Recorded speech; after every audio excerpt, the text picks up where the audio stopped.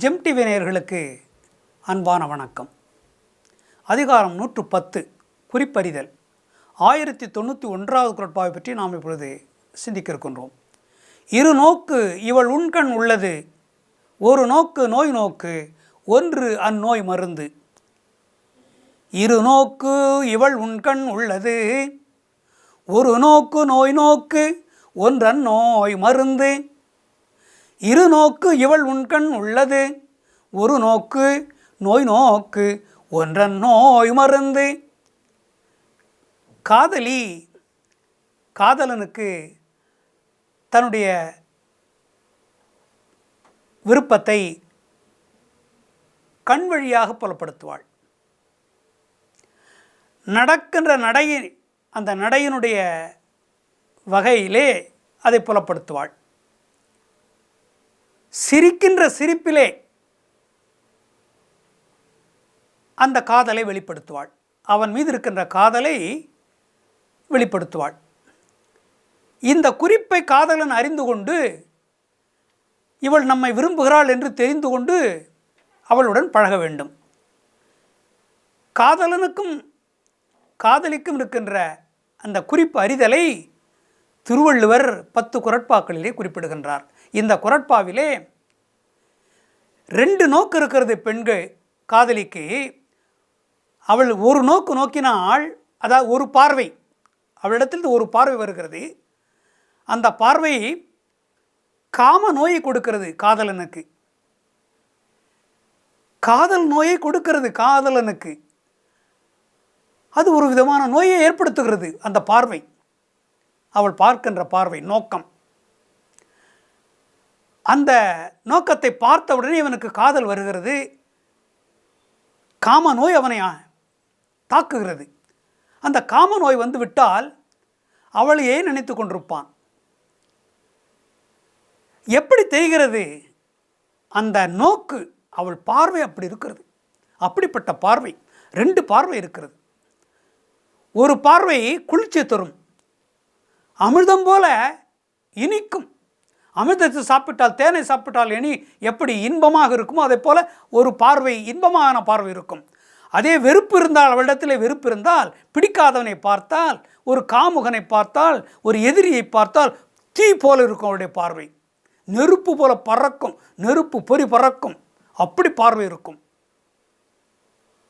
அதே சமயத்தில் காதலனை பார்க்கின்ற பொழுது குளிர்ச்சியான பார்வை. அந்த பார்வை காம பார்வை, காதல் பார்வை. அந்த பார்வையினாலே அவனுக்கு காதல் பிறக்கும். இருவருக்கும் காதல் வந்துவிட்டது என்று பொருள். அந்த நோக்கம் அப்படிப்பட்ட அந்த நோய் வந்த பிறகு அந்த நோய் எப்படி தீர்ப்பது? காதலிக்கு இன்னொரு பார்வை இருக்கிறது. அந்த பார்வையை பார்த்தால் அவனுடைய நோய் போய்விடும். அது என்ன பார்வை? நான் உன்னை விரும்புகிறேன் என்று கண்ணாலே பார்ப்பது. அந்த பார்வை மிக குளிர்ச்சியாக இருக்கும். அந்த பார்வை பார்த்தாலே இவள் நம்மை திருமணம் செய்து கொள்ள விரும்புகிறாள் என்பதை தெரிந்து கொள்ளலாம். நம் மீது இவளுக்கு அளவு கடந்த அன்பு இருக்கிறது என்பதை தெரிந்து கொள்ளலாம். அப்படிப்பட்ட பார்வை, 2 விதமான பார்வை இருக்கிறது காதலிக்கு.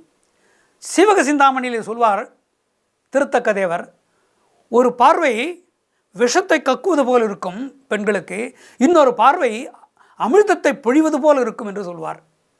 2 விதமான பார்வை இருக்கிறது என்பதை அவரும் சொல்லுவார், திருத்தக்கதேவரும். திருவள்ளுவரும் 2 பார்வை இருக்கிறது பெண்களுக்கு. ஒரு பார்வை குளிர்ச்சியான பார்வை என்று சொல்கிறார். அது ஒரு மருந்து. அந்த ஒரு பார்வை நோயை தருகின்ற மருந்து, நோயை தருகின்ற பார்வை. இன்னொரு பார்வை இருக்கிறது, அந்த நோயை தணித்து தீர்த்து காதலை ஏற்படுத்துவது, அன்பை பொழிவது. அப்படிப்பட்ட ஒரு பார்வை, 2 பார்வை இருக்கிறது. இதை குறிப்பால் உணர்த்துவாள் காதலி. அவன் காதலன் தெரிந்து கொள்ள வேண்டும். பார்வை வைத்துக்கொண்டே அவள் விரும்புகிறாளா இல்லையா என்பதை தெரிந்து கொள்ள வேண்டும். இவனுக்கு காம நோயை, காதல் நோயை கொடுத்து விட்டாள் ஒரு பார்வையினாலே. அந்த காம நோயை, காதல் நோயை தீர்ப்பதற்கு அவளிடத்தில் தான் இருக்கிறது மருந்து. அது என்ன மருந்து என்றால், அவளிடத்திலே பார்வையிலே இன்னொரு பார்வை இருக்கிறது. அந்த பார்வையை பார்த்தால் இந்த நோய் போய்விடும். இருவரும் ஒருவரை ஒருவர் விரும்ப ஆரம்பித்து விடுவார்கள், பழக ஆரம்பித்து விடுவார்கள், பேச ஆரம்பித்து விடுவார்கள். அதன் பிறகு திருமணம் வரைக்கும் அந்த பார்வை அப்படி தான் இருக்கும். அப்படிப்பட்ட பார்வை அவள் பார்க்கிறாளா இல்லையா என்பதை இவன் கண்டுபிடிக்க வேண்டும். குறிப்பால் கூட முகத்தை பார்த்து தெரிந்து கொள்ள வேண்டும். முகம்தான் ஒரு கண்ணாடி. மனத்தில் இருப்பதை சொல்லக்கூடியது முகம்தான். முகத்தில் தான் இருக்கிறது கண், முகத்தில் தான் இருக்கிறது சிரிப்பு. அந்த உதட்டினுடைய சிரிப்பு இருக்கிறதே, அது பலவிதமான சிரிப்பு இருக்கிறது. அந்த சிரிப்பை வைத்துக்கொண்டே இவள் நம்மை விரும்புகிறாள் என்பதை தெரிந்து கொள்ளலாம் காதலன். ஆகையினாலே பார்வையை கொண்டும் காதல் அவளிடத்திலே நம்மை விரும்புகிறாள், காதலிதான் இவள் நம்மை விரும்புகிறாள், இவளை நாம் நம்பி இவளை ஏற்றுக்கொள்ளலாம், இவளை மனம் செய்து கொள்ளலாம் என்ற முடிவுக்கு வரலாம். அந்த பார்வையை வைத்து கொண்டும் அந்த சிரிப்பை வைத்து கொண்டும் அவள் நடக்கின்ற நடை அழகை வைத்து கொண்டும். ஒரு நடை இருக்கிறது, காதலனை பார்த்தால்தான் அந்த நடை வரும். தனக்கு விருப்பமான ஒருவனை பார்த்தால்தான் அந்த நடை வரும், அந்த சிரிப்பு வரும், அந்த பார்வை வரும். அதை குறிப்பால் உணர்ந்து கொண்டு தலைவன் அவளிடத்திலே பழக ஆரம்பிக்க வேண்டும் என்பதை திருவள்ளுவர் இந்த குறட்பா மூலம் நமக்கு குறிப்பிடுகின்றார்.